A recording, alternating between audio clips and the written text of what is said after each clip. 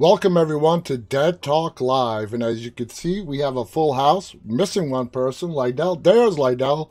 Hey, Lydell. Welcome, Lydell. We have the cast and crew of Not Alone joining us today. Sarah and Steve Schroeder Matskin, Pat Healy, Megan Ashley Brown, and writer-director Lydell Jackson. Welcome, guys. How's everyone doing tonight? Good. Good. Great. I want to just welcome you all. Thank you for coming on the show. The movie Not Alone is available on Screenbox for watching right now. It's a great paranormal film written and directed by Lydell, at least co-written, right, Lydell? Why don't you tell us the backstory of how you came up with this story and you co-wrote it with somebody else. Is that accurate? Lydell? I think he wrote in the little box that he was having issues hearing. Oh, okay. Yeah, good. Okay, all right. So I'll say something, John. So we have really good news today. While Lydell gets his the mic maybe going. See, that's why I did the test. I know Sarah's prepared. I'm a paranoid producer. So anyway, I will tell you guys, today we are on Amazon, Apple. These are all transactional. Google Play, iTunes, and Vudu, and also Apple, if I didn't say that already. So that's awesome. This is great that we're doing this. Congratulations. So not only are you on Screenbox, you're on all the major transactional video on demand services. Yes. That is awesome. And that is starting today? Just today. That's why I was like so happy that we were doing the interview. I was going to tell everybody. I'm going to post it, but I didn't want to interfere with the interview. And I love it. Megan and Pat, Lydell, everybody share, please. That is such great news. And while we wait for Lydell to fix his issues, Pat, you have been, in films for a long, long time now. Why don't you tell us how you got involved with Not Alone and how you were brought in, basically?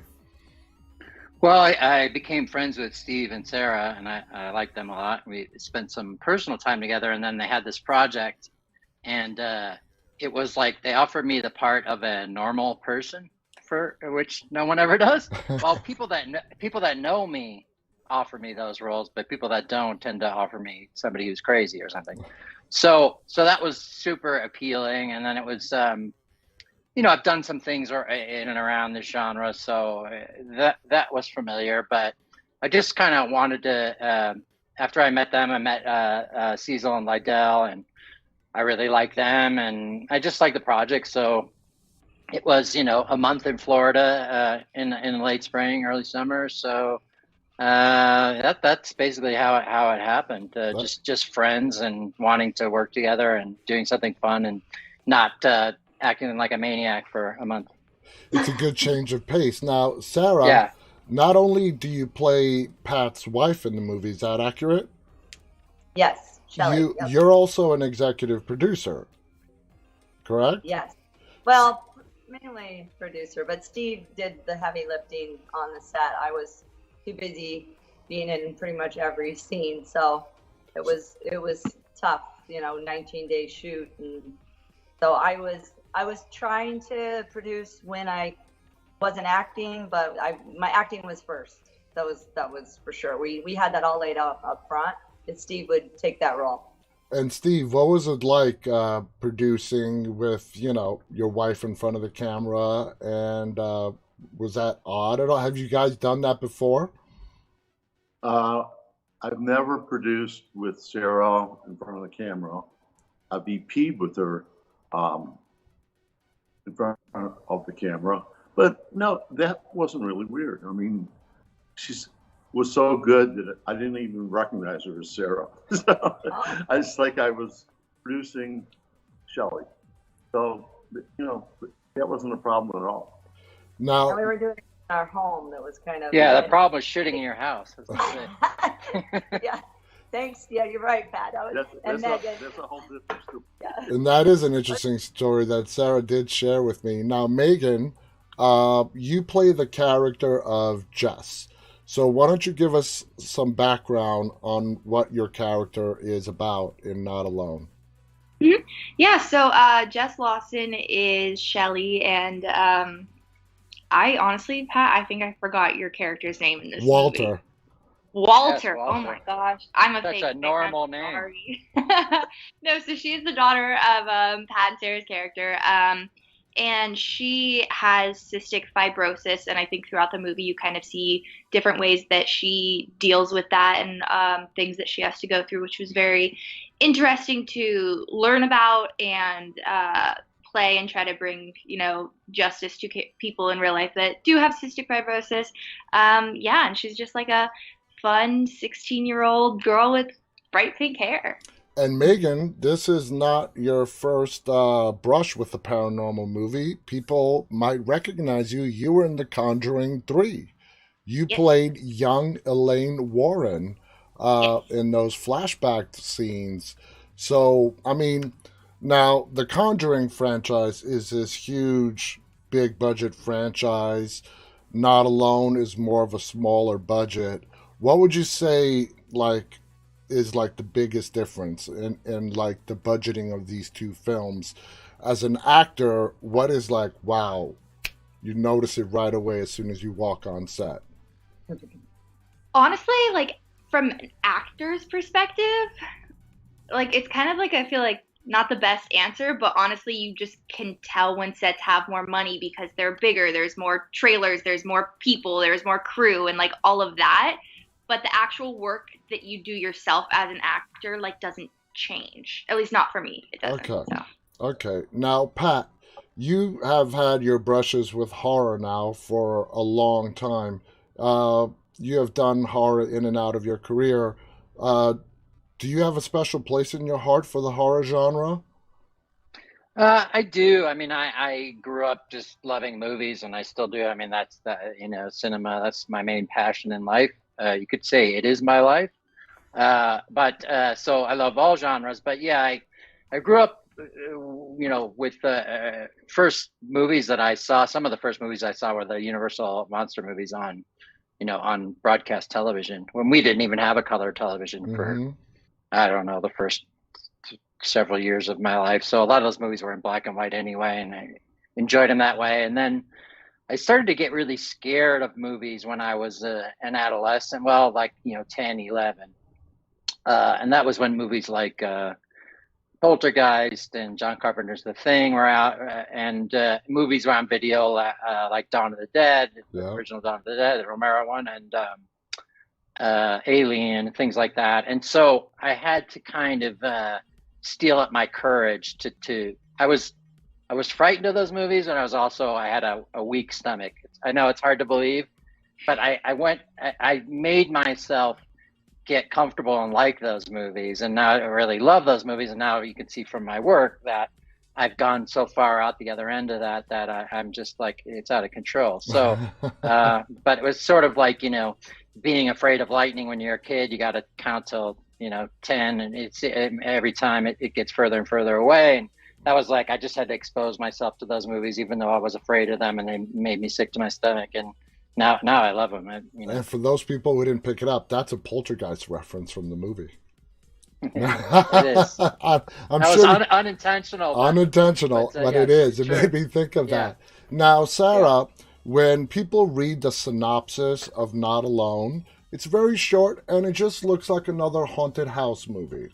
So tell us how Not Alone differentiates itself from other haunted house movies. Well, have you had a chance to watch it? Yes. John? Yes. Okay, great. So then, for me, the reason I loved the script was because there was a twist. Kind of like Pat and Megan, I think we all felt this way. It starts out like a haunted house, and then I don't want to ruin it for anybody, but there's like a really big twist that you're not expecting, and the reference to Poltergeist, and I don't want to give too much away, but the Poltergeist reference, and then also I could say then there maybe a little bit of Shape of Water comes into there. So, I mean, I'm trying not to give too much away, but that's what most people have said about the movie, is that they love the twist and they didn't see it coming. And Well- so that's what I would say. And then Poltergeist reference also is Dr. Clay, who is played by Richard Lawson, who was in Poltergeist. So I thought that's maybe why Pat said that, but it's also very iconic that he was in our movie, and then there's a lot of similar situations. Exactly. And staying on Sarah for a bit, now you're also a singer, and you contributed 2 tracks to the score of this film. Is that accurate? Actually just 1 track to the score. Wow. I mean, so Yeah, but Steve produce. actually wrote the song, and then I sang just the song in the end credits. That's awesome. Now, Megan, when you auditioned, I assume for the role, did you know that this was a haunted house film? What kind of information did you get? Lydell, are you with us? I'm back. Hey, Lydell Yay! is with us. So, Megan, how did the audition process go? How much information was given to you? Did you know what you were walking into? So no, I didn't know a whole lot about it because I didn't get the full script, which oftentimes as an actor you don't always get the full script. So I just got like my 2 or 3 scenes that I was auditioning with, and then kind of just like a small synopsis about like family moving into a home, and then there's weird things that start happening to them, and like that's pretty much it. So yeah, that was kind of all I was given, but I love horror movies and everything kind of in that realm. So once I found out that I got the role and my agent was telling me about it, I just got so insanely excited. And yeah, it kind of continued throughout filming. That's so cool. Now that we have Lydell with us, the writer and director, we can get to some of the nitty gritty stuff. So, Lydell, before you cut out earlier, I was asking you, what was your inspiration to writing a haunted house horror flick, but adding the special twist that Sarah referenced a few moments ago? Tell us the inspiration behind that. Okay, so when it came to where to begin the story, for me, I feel like the story is like goes years and years back. But essentially, Steve had offered my partner and I at the time an opportunity to make a feature. But one of the key factors was that it had to be primarily a single location kind of deal. Okay. You know, and so he actually happened to have this beautiful piece of property out in Tampa, and I'm pretty sure it's probably the biggest house in Tampa. No. So, you know, my partner and I, we've been genre guys from the beginning of our filmmaking days. And, you know, because we're in genre, we're thinking horror by default. Mm-hmm. And we're like, all right, what can we do? We could do a ghost story.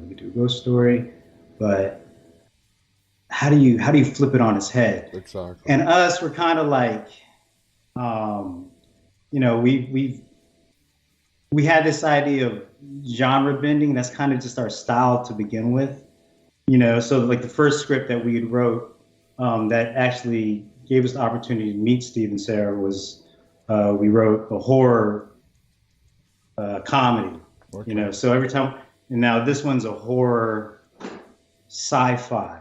So we're always trying to think of ways to kind of flip genres.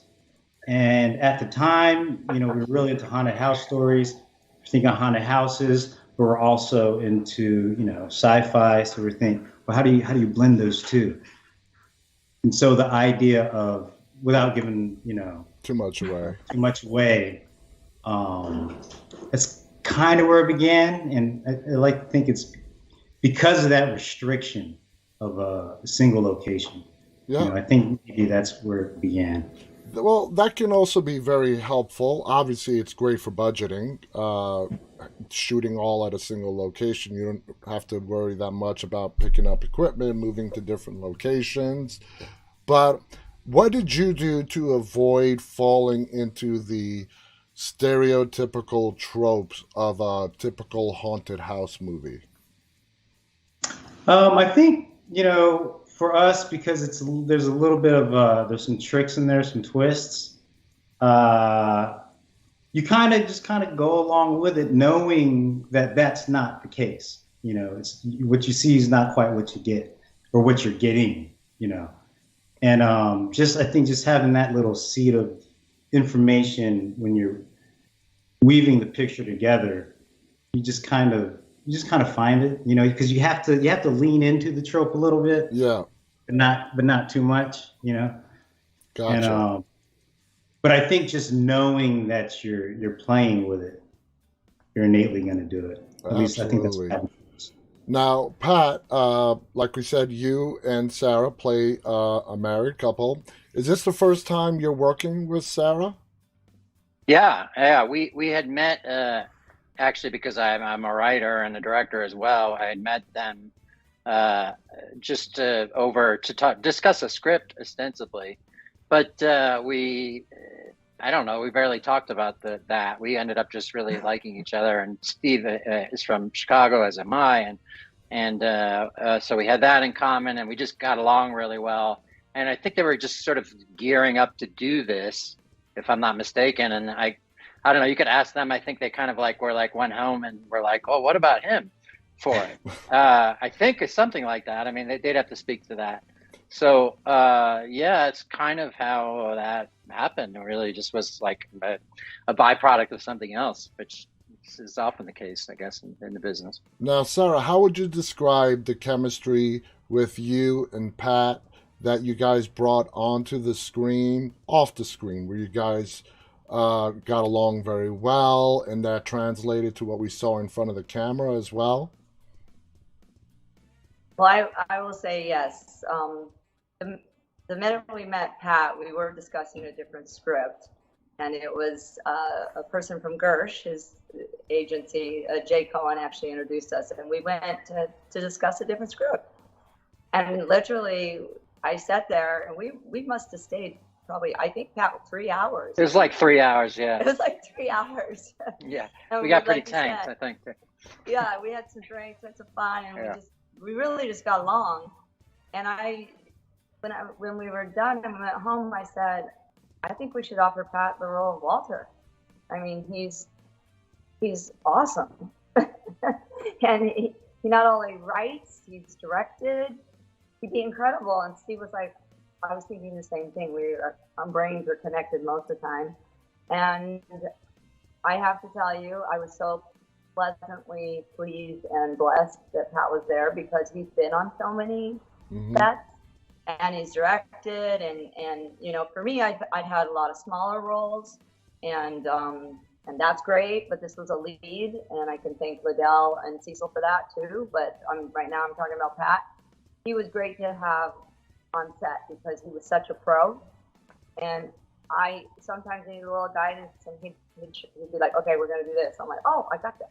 So anyway, I really learned a lot from Pat. Awesome. Now, Megan, when you get on a set, and like with Pat and Sarah and Steve, people that have all this experience, both in front and behind the camera, are you like a sponge just trying to learn as much as you can beyond what you already know? I think definitely, yeah. I have been doing it since I was younger, so I've been able and very blessed to have worked on quite a few things and already had known some coming into this. But I think that every time you work on a set, it is always just an insane learning experience, because every set is always going to be different and different things are always going to happen. So yeah, it's quite fascinating. I always get so entertained by, I don't know why this fascinates me, but lighting is so specific for movies, and especially horror films. And I just kind of love learning about it and talking to the gaffers every time that I'm on sets and everything. But yeah.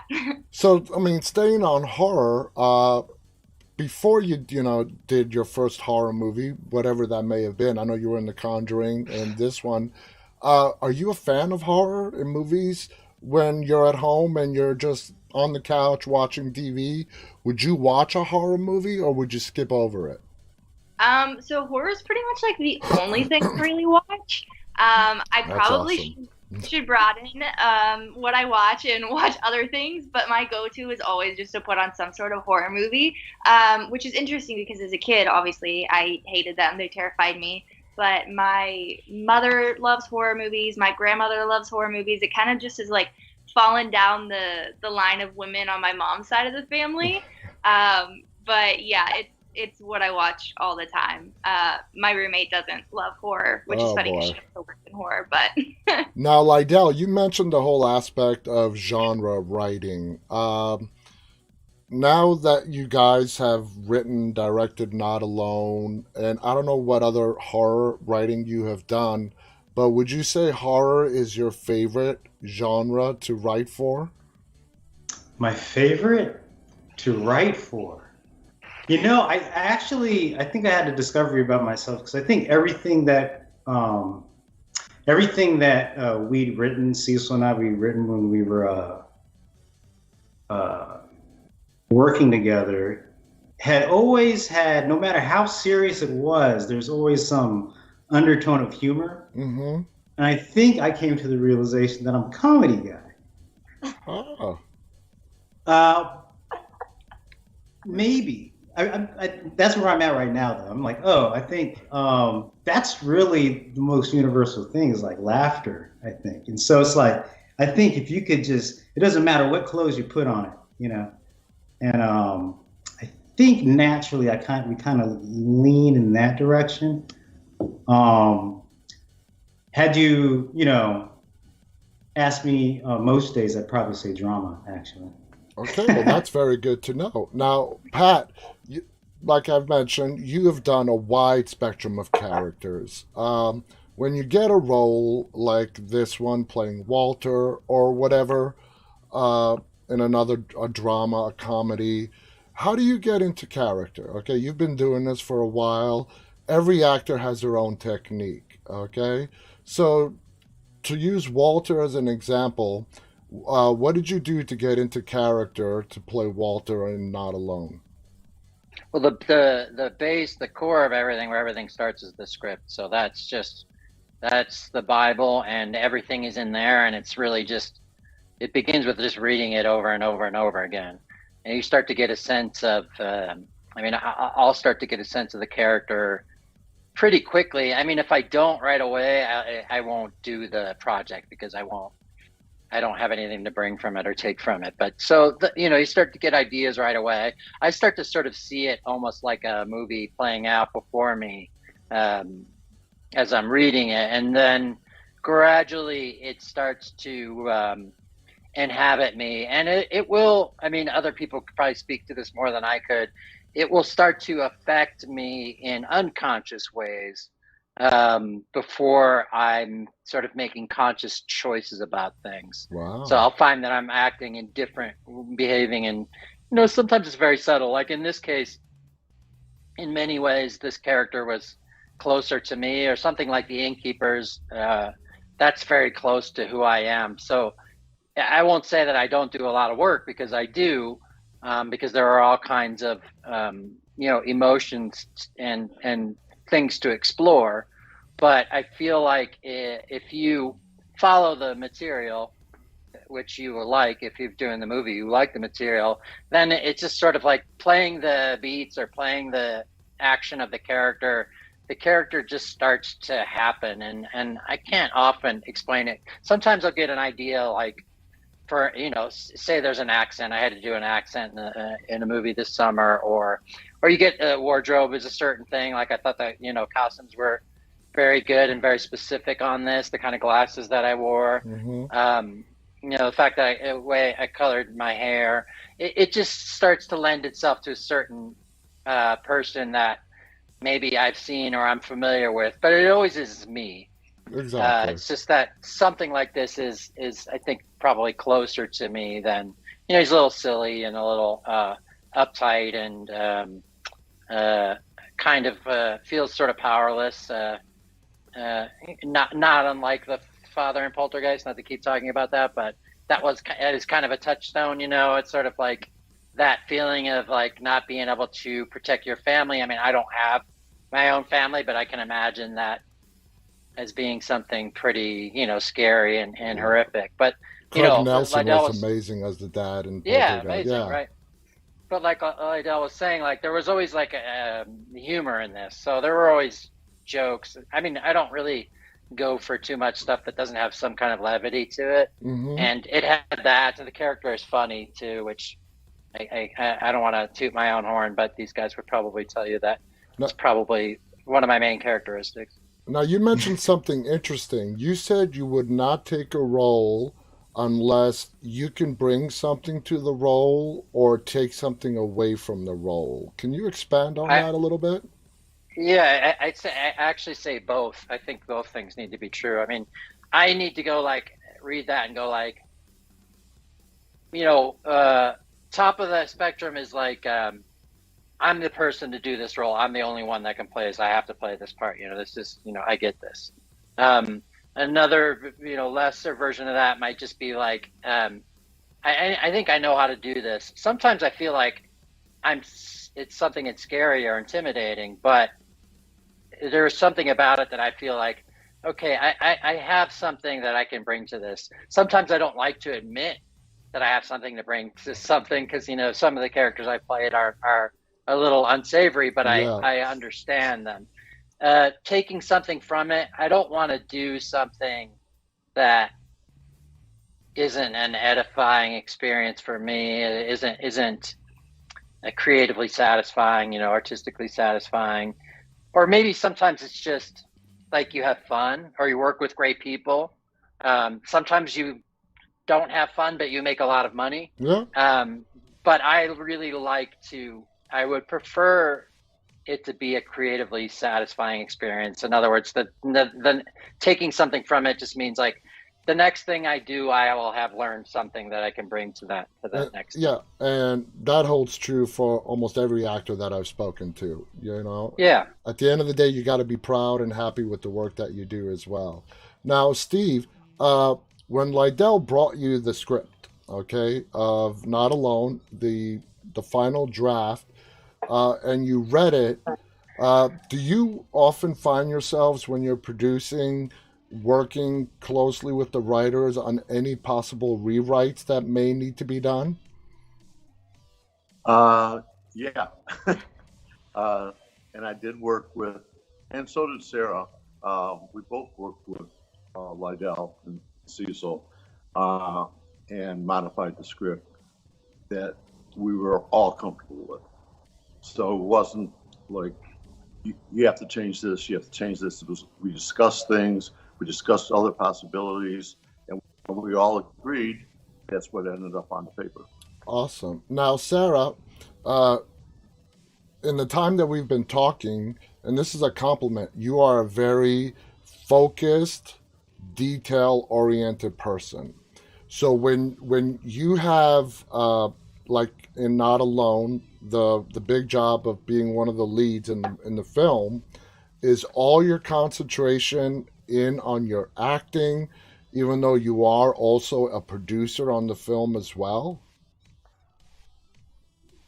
I felt with Not Alone, and Pat and Megan and probably can tell you, is Shelley had a lot of character flaws, and she starts out, she's helping, she's excited about moving to this house. So her arc very up and down. So for me, I really had to focus on the acting. And there's scenes where her daughter's in the hospital, and I don't want to give too much away, but it was a rough day for me. So I felt like I was very focused on the acting. The producing, I had already hired people that were going to do that. So my job was on the acting. I'm actually a very fun social person. I like to hang and be groovy, but when I was playing Shelley, I didn't really talk that much. I mean, I talked to Pat some because we were on a lot of scenes and we were close and the chemistry was there, but I kind of stayed in my lane, to be honest. Tried to be in character because Shelley was not always having a fun time. She was stressed. She was worried about her family. She was worried this guy's going to kill her family. I mean, she had a sick daughter. You know, when you have a sick daughter, you're devastated. So, and I don't have children, but I was an aunt at 6. So I have so many nieces and nephews that, you know, a sick child is just the worst. So for me, I really focused on that to answer your question. And I when I had to produce, I'd step in if there was something really going bizarre. But for 99% of it, I was Shelley the whole time through. Okay, that's a great answer. Now, Megan, let's talk about Lydell as if Lydell's not here. Okay, so just ignore him on the screen. Okay. Working with Lydell, how important is it to you for a director to allow you to sort of make a character your own, so it can at the end be more authentic, more true to what you think that character should be? Mm-hmm. Yeah, I definitely think that it's very, very important. I think in this scenario, it was also kind of like a best of both worlds situation, because not only was he a director, but he was part of the writing as well. And I think it's such an interesting thing because as an actor, at least for me, when I look at a script, I always think, in what ways can I bring myself to this character to make it more natural and make it more real and all of that. But then at the same time, how can I do what the writers are wanting me to do? Because if it's a serial killer, I'm not going to go out and kill a bunch of people to prove that I am this role. So it was really great because we had a table read and were able to kind of talk about it before, because some movies or sets you don't get to do that. You just have to jump in and pray. But this was really great because we were able to meet and talk about it. And yeah, it was so fun because I was able to bring a lot of the spunkiness to Jess that I hope I have in my personality. And yeah, he was really great. Anytime we had or I had any questions, or I know that there was a couple times where I was like, I want to say something different here. He was like, okay, yeah, what are your thoughts? What are we thinking? So yeah. Now you mentioned your character Jess has cystic fibrosis. That is an extremely serious, life-threatening condition. Did you do any kind of research into people who have CF and try to get more knowledge about it? I did. So once I found out that I booked the role, I bought a journal and I kind of just put as much information into the journal that I could, that was possible. So I was constantly researching things. And then by the time that filming came up, I just kind of shelved it. And I was like, what I know is what I know. And now I'm going into this and I can't possibly fit more into my brain and I'm not going to be able to take any out. So I did do a lot of research. I watched a few films with other actors that had actors that didn't have cystic fibrosis, but playing characters with cystic fibrosis. And it was hard as I was 18 when I filmed this and I didn't quite understand it, but yeah, learned a lot. Awesome. Now, Lydell, I'm going to give you a chance to respond. Put the writing aside. When you are behind that camera and you are directing, what is your special approach? I've heard a lot of directors say 70% or 75% of directing is casting and just get out of the actor's way, except when they need help. What's your approach? Okay. So my approach is a little different from most because at the time we were working in a duo. So it was my partner, Cecil, and I. And we developed a system where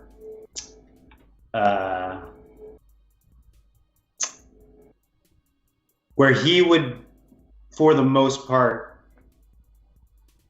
be how do I put it? He would be the spear. Okay. You know, and I would be more the spear wielder. Okay. And so, because what can happen with duos is, or anytime there's two people involved in something that needs to have a singular focus, is you can stagger each other if too many people are talking, too many cooks in the kitchen. Exactly. So for us, we very studious people, so we'd study all the time together. We know exactly what needs to happen, you know, for the most part, you know, given the all the random things that reality can bring you, but we know what we want to do. We go on the day knowing exactly what we want to do. Mm-hmm. So he would be more the communicator, mm-hmm. and I would be more the watchful eye. Gotcha. And so he would, for the most part, do the interaction with the actors, and then he, you know what I mean, and he'd bring it back to me. And if I saw anything that needs adjustments, hey, let's change this. It's kind of like the Coen brothers. Yeah, it sounds like you guys had a that great kind of system worked out. Yeah. Now, and I'm sorry. Go ahead. No, I was going to ask Steve. Nowadays, you don't really see that many movies that have two directors. So, as the producer on this film, what were your thoughts? Did you have any kind of fear that there might be some clashes of ideas when it came to two people behind that camera? Well, I actually did a movie a while back called Prisoner, and it was a similar situation. It was a pair of writer-directors. So I had a little experience working with two directors, writer-directors. And Cecil and Liddell seemed to really have their act together, exactly what Liddell said.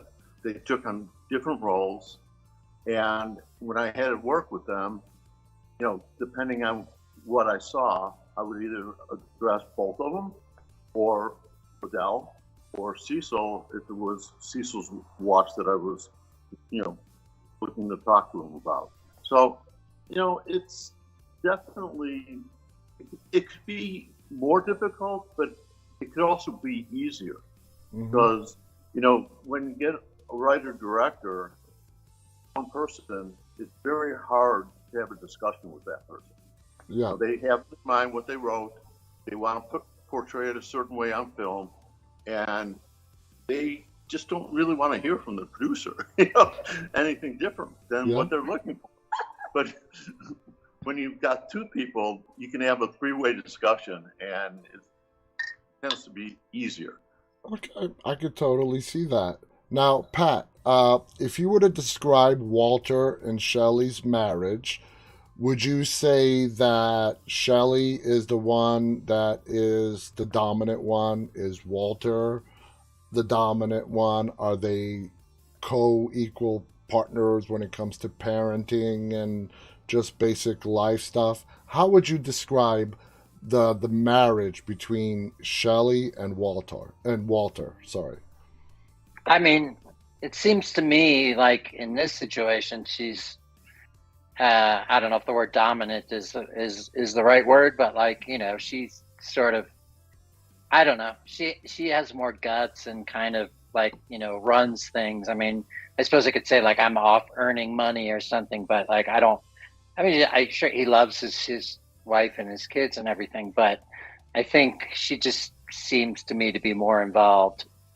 He seems to be a little bit more sort of distracted and not you know, not as involved in what's going on, and you know, sort of gradually gets dragged, you know, more and more emotionally into the situation, you know, escaping it at some point. But yes, I feel like she wears the pants. Yeah, that seems to be the case to me. Now, Sarah, what was it about Shelley that really attracted you, and what is it about Shelley that you really tried to make your own? Well, I'm going to go back to can I just go back to address Pat? Mm-hmm. He said that very eloquently, but he was always he was the lawyer in the family, so he was making money, and then Shirley was an artist who worked at home. But the chemistry was there, and I have to say we were so lucky to get Megan and Trevor. We had the best chemistry as a family. I felt really like it wasn't hard. Sometimes on set, you're like, this kid, it just wasn't hard. So back to your question though. So for Shelley, for me, she starts out and she's so excited. She's giddy. She's coming into this house, beautiful house. They moved there for their daughter, Jess. They moved there for her health. And then her dream starts to become a nightmare. And she's leaning on Walter, Pat, and she's leaning on him. And at the time, he's just like, oh my gosh, we just got here. What are you going to complain about now? And she starts getting more nervous and more nervous. And then it just kind of snowballs from there. And like Pat said, it's just too in our face that we have to deal with it as a family.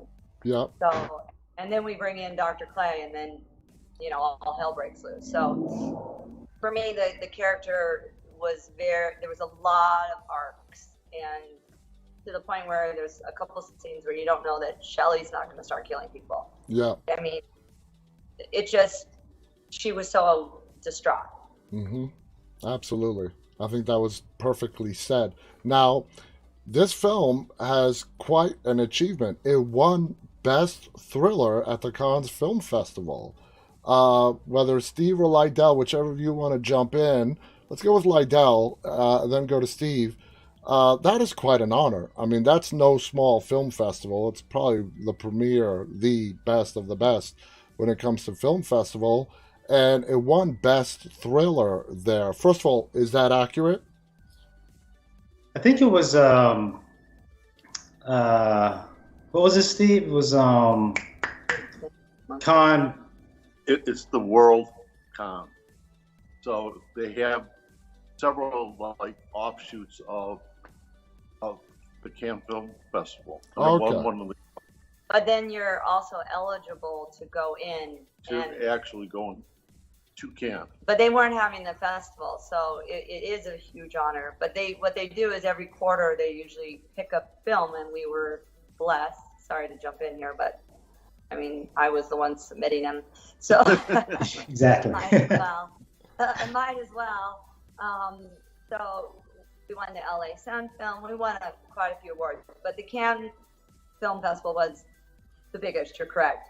But it put us in a pool to go into the main one. So that we won, I was like, wow. And then Trevor also got Best Young Actor, and our trailer got awards. And we've done pretty good on the festival route, which is kind of interesting, John, because I wasn't even going to enter it into any festivals. Wow. None. I just, because we had already kind of started down the distribution path. And I was like, and then someone mentioned to me, you should go into some film festivals, and knock on wood. I mean, I don't want to be braggadocious, but we won a lot. Yeah. Pat won the Best Actor for the LA Sun Film Festival. The music video won awards. Megan got nominated. I mean, there was a lot of nominations. I don't even know if Megan knows she was nominated, because there were so many awards that just happened at Film Quest.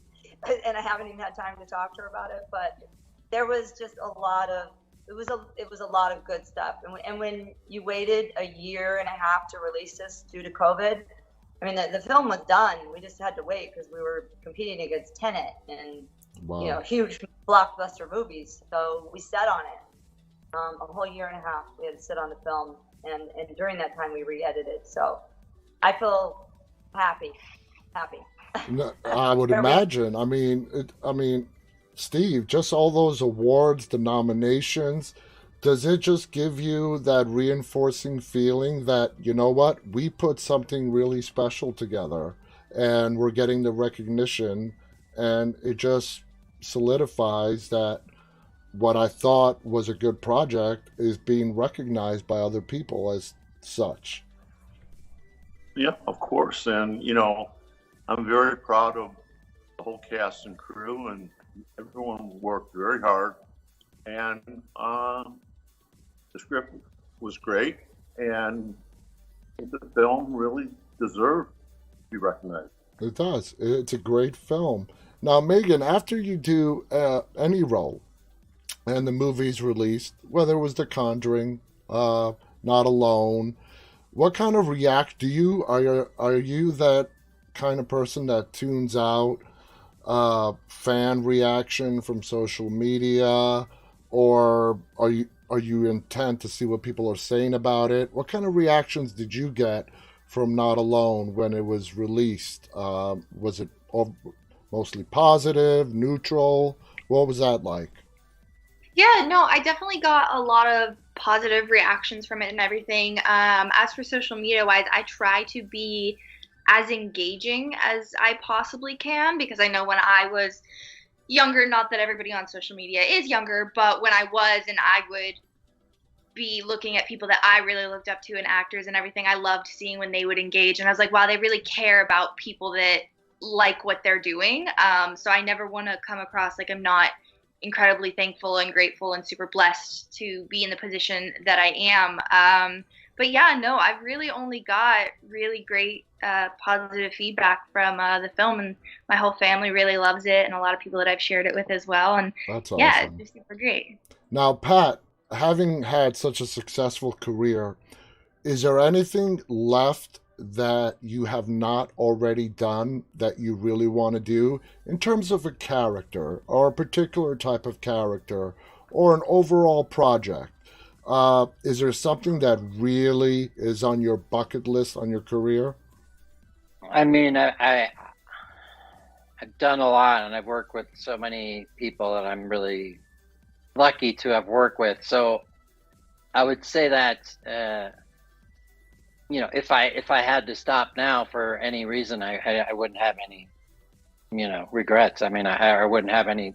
I don't think there'd be anything like, oh, I wish I could have done that or that. And I've had this nice writing career, and I've directed a feature and things. So having said that, you never really know. I mean, there's certain people I would really like to work with, directors and actors and other people, but you never really know until you see that thing, that's what's kind of fun and magical about it, really, because like all of a sudden this wasn't even on your radar, and then there it is. It's like this thing. It's like, oh, it almost seems like it's just for you. It was made for you. So yeah, I mean, I'm sure there are things, but and I'm sure there will be things, but I'm super satisfied with where things are now. And yeah, personally and professionally, yeah. Now, let me sort of throw that question to you, Sarah. As your career progresses, do you want to do more acting, or do you want to do more producing, maybe even directing? Which direction do you want to see your career go from this point forward? Well, I can tell you, I do not want to direct. have no desire to direct. But what I'd love to do is do both. I love to sing, and I'm going to record more songs. So that's awesome. But I would love to get a role that I actually could sing. Actually, maybe play a person like a Patsy Cline, or someone that's a real person, and actually sing in a role, or even it doesn't have to be real. I mean, but that's what I'd love to do. I want to act, and I like to sing. I love the creative part. And producing, yeah, that's just in my blood. I mean, I'll keep doing that. That's awesome. Now, Lydell, when you get a rising star like Megan, all right, and you're working behind the camera and you're seeing her talent and what she can do, what thoughts go through your mind as a director? And like, do you say to yourself, wow, the sky's the limit for this young, talented woman? I mean, what goes through your head when you come across good, young, talented actors? You have to be very careful with your answer, Lydell. I said I got to get her IG handle right. I got to get her to follow me. No, you just, that's, when we were going through casting, literally, hundreds, felt like hundreds, of people auditioned for that role. Yep. And, man, when you see it, you know when you see it, and you just yield to it. You submit to it, and that's why she's here. Exactly. She's awesome. And for me, everybody's, in my mind, in my heart's become a friend, and I don't know if I could ask for more. Did you and Steve and your writing partner, did you guys have a special system for auditioning and casting? Did they have to go through Steve first or you first, and then they get moved on? No. They, to be honest with you, they gave us a lot of freedom in the casting. Nice. They even gave us freedom with Pat. I remember they mentioned Pat. They were going to give us the choice. They were very generous in that. And they mentioned Pat, and I already knew who Pat was, Yeah. So I hear Pat, I'm like, yo. Again, you submit, and you're like, yes, that's, please, yes. And just kind of, sometimes you just get, sometimes you just get lucky. Oh, but what was the question? When you come across rising stars like Megan and the casting process, did it go through you and then get pushed up to Steve? Or were you all in on they it gave together? us a ton of freedom, but we did have a casting director. We had with Rose Rosen. Mm-hmm. And so, she put it out on wire. She'd go through her connections, her network, and she would just grab everybody, throw them in a bag, and deliver them to us, via links. Because they're in Tampa at the time, and we're in LA. And so, all this is done online. We're just going through her, I can't remember what her, we're just pretty much going through her back end and going through all the video auditions, because in the beginning it was all video submissions. Yeah, that's how pretty much auditions and stuff are done now. We're pretty much out of time, but I do want to I want to close it out with Megan. Now, Megan, moving forward in your career, what do you want to do? Do you want to stay primarily in films? Do you want to do television? What would you like to do? Honestly, I want to do it all. Anytime people are like, I don't care what I'm working on, I just want to work. But I do think that I love film in a different way than I love television. I like being able to jump around from different characters more frequently than you always get to do when you're in television. I kind of have a small little bucket list as an actor of things that I would like to accomplish at some point. So one thing is I'd love to play a character with superpowers. I think that would be so dope. I'd also love to be a princess at some point, because that would also be just amazing. But yeah, I wanna do more. You like whatever it is, bring it on. Whatever it is, yes. As long awesome. as the context is appropriate, yes. That's awesome. Guys, the movie is called Not Alone.